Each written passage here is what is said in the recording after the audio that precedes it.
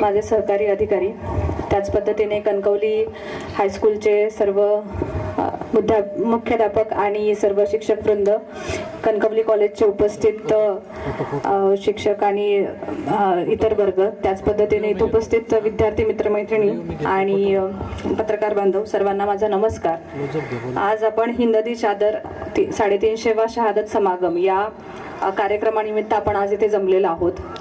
शासनाने एक विशेष उपक्रम आपल्याला सर्वांना राबवायला सांगितला। या निमित्ताने एक महान बलिदान म्हणून या दिवसाला ओळखलं जातं, ज्या दिवशी हिंद दी चादर म्हणजे हिंदुस्थानची कवच अशी उपाधी ज्यांना मिळाली ते शिखांचे 9वे धर्मगुरू श्री गुरु तेग बहादूरजी यांचा 350वी शहादत आपण साजरी करत आहोत। आणि शासनाने आपल्याला विशिष्ट हा उपक्रम साजरा करताना एक विचार त्याच्या मागे होता की एक कृतज्ञतेची भावना आणि एक प्रेरणा मिळावी।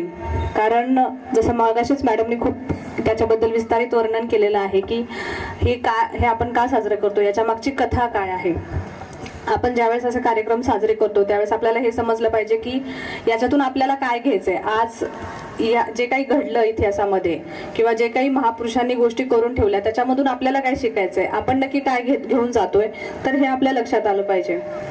आपण मॅडमने मग अशी स्टोरी सांगितली त्याच्यावरून लक्षात आलं की हे फक्त एका धर्माचं रक्षण असं नव्हतं, तर प्रत्येकाचं धार्मिक स्वातंत्र्य जपलं गेलं पाहिजे आणि मानवतेचं रक्षण झालं पाहिजे। ही जी शीख धर्मातील असेल किंवा हिंदू धर्मातील पण हीच शिकवण आहे, तर अशा चांगल्या मूल्यांचं जतन झालं पाहिजे।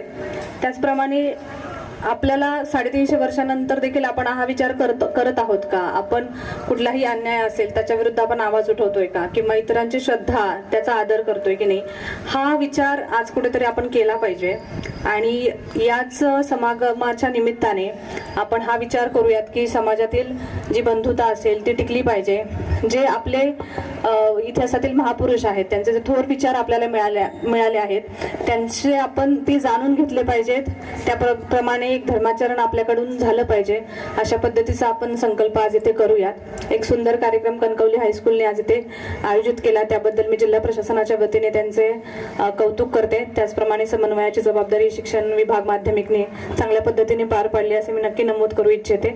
आणि या कार्यक्रमासाठी ज्या लोकांनी सहकार्य केलं त्या सर्वांना मी पुन्हा एकदा आभार मानते। जय हिंद।